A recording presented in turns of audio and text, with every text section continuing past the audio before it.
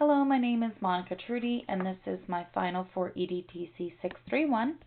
I'm going to start off by talking about and just quickly introducing the 5 technologies that I will be talking about and referencing in this presentation. Journal 1, I looked at Schoology Assessments, which is a tool on Schoology. Schoology is our learning management system.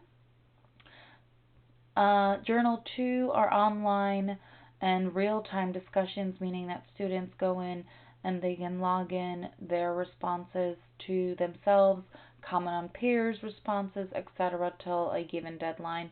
We also use some outside sources with that one for looking at different topics in the current event world. Journal 3, we used Great Big Story videos. Journal 4, we used the Kami app during a Google Meet. And Journal 5, CodeHS, with my OBS software that I use to record videos. CodeHS is our programming platform. So we're going to start off by talking about SAMR. And to start off with substitution, all the lessons in these journal entries were conducted online in a virtual setting. Therefore, that transfer was made for every single one of those classes. Augmentation period, where the technology now acts as a direct tool. In our first journal, the online assessment, everything was online. Students completed the assessment by using multiple choice, using a math equation tool to come up with their product, online calculators, etc. Journal 2 and 3, we looked at different videos and we had external sources and links patching up to those. Journal 4, the extra help was via Google Meet. Journal 5, our e-notebooks now contain our vocabulary terms, and the lesson is now a video.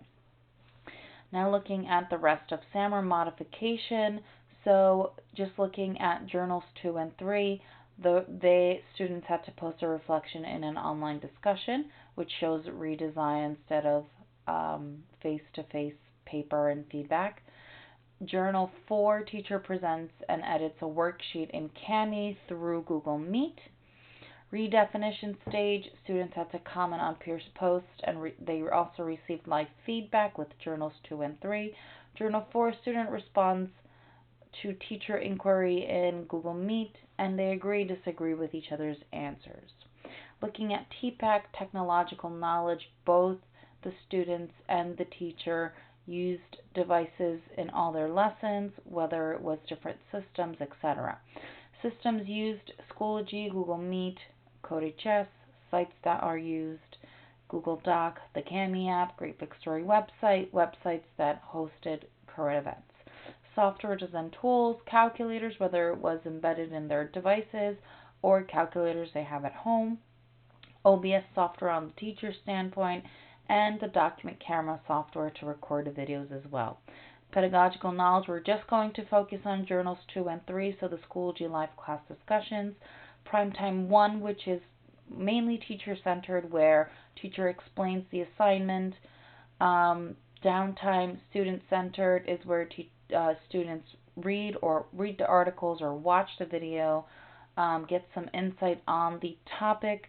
Primetime 2, student-centered, where they have to write their response, their reflection, review a peer's response.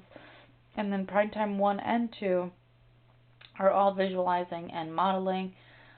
Teacher also chimes in with her input, which is also part of Primetime 2. TPAC, content knowledge, again, what needs to be addressed. The purpose of the lesson, where the teacher takes the time in the beginning to portray those instructions via Schoology. Content exploration is on the students, and the expectation of the outcome. Teacher lays the groundwork where what she expects the peer reviews to look like and their overall results. Anticipated misconceptions, someone misunderstanding a video or a lesson, and or maybe not, or maybe a misunderstanding of someone's review may also happen. Now, pedagogical components will be talked about in the next level of in the next few slides in Bloom's taxonomy, but chunking, senses that we're looking at: visual, auditory, spatial. So looking at our remember portion of Bloom's. Journal 1, we identify angle measures. Journal 4, we recall prior knowledge. Journal 5, define vocabulary words into their notebooks. We have levels of difficulty here. We have chunking going on where we're grasping different ideas. Understand portion. Students explain the process on how to find the sum of interior angle measures. Again, we see chunking in this portion of that lesson. Journals 2 and 3, students summarize their reflections in a discussion post, showing sense and meaning, because they do have a stance, either they're pro or con, they're listing their pros or cons, they're for or against it, etc. Students explain their thinking process in finding a solution for chunking in Journal 4. In the apply portion, Journal 1, students display their understanding, not misunderstanding, their understanding of the lesson. On polygons, again, difficulties, we see difficulty here and sense and meaning. Journals 3 and 4, students presented their side to a given scenario, again, sense and meaning and difficulty. Journal 4, practice problems were examined with teacher guidance. 5, lesson concepts were reenacting in programming lessons.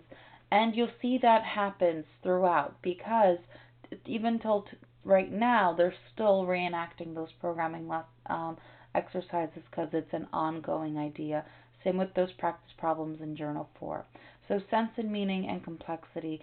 Analyzing this stuff, we see that integrated sources, outside sources are integrated in Journals 2 and 3, bringing sense and meaning. Journal 4, calculating the area of trapezoids, again, bringing sense and meaning. Journal 5, students decompose programs into smaller tasks, which brings us to an idea of top-down design or top-down decomposition, which is very, very popular. It's a concept of programming, therefore this brings complexity and chunking. And lastly, evaluate. Students review their peers' posts in the discussions, shows complexity, and then in the create, they collaborate. So sense and meaning, complexity ties in here as well.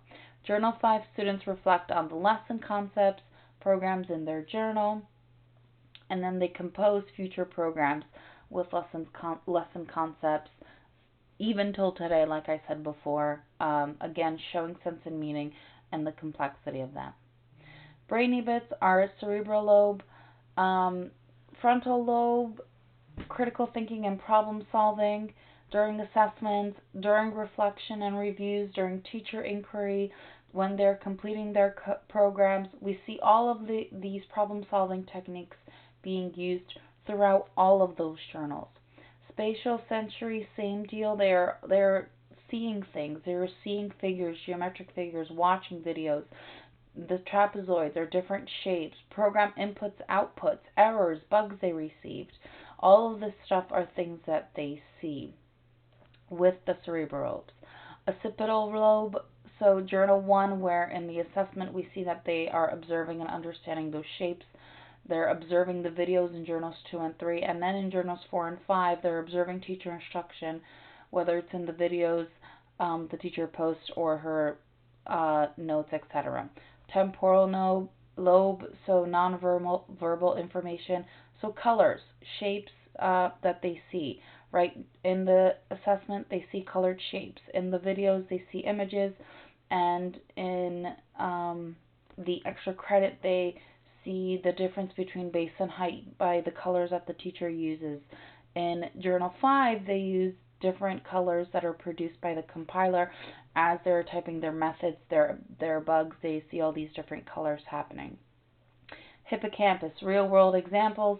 They see these different signs, events, and they reflect on how a certain concept is used. Amygdala, teacher always hosts these check-ins, office hours. The pacing has changed throughout the course. Students have been giving positive feedback to the teachers, and the teachers' videos provide examples, right? Mirror neurons, that's what we want. All of this results in a welcoming environment, and I just wanted to showcase a nice e-learning clip here. Let's drop that E, right? Let's make this a norm. Here are my journal reflections in short story. I know that I've grown as an educator myself through this experience. Since day one of the teacher program, as I was growing into the teacher program, I always said, I was asked, Monica, what are your weaknesses? And without even having to think about this, I know that my weakness is adapting to change or adapting to something new. And this indeed was a challenge for me, but I took it. I feel like ever since an undergrad student, and now even, especially now being a grad student and being in this new environment, I've grown so much as a person in terms of being able to accommodate students and their needs, being open to different ways of transferring information through the tech world. And now, since this has become such a big chunk of our lives, participating in online assessments that I'm terrified to do because I've had bad experiences with students cheating. But it is what it is. It's the reality we live in. But I know that deep down inside, as an educator, I know that this change is something that I battle with.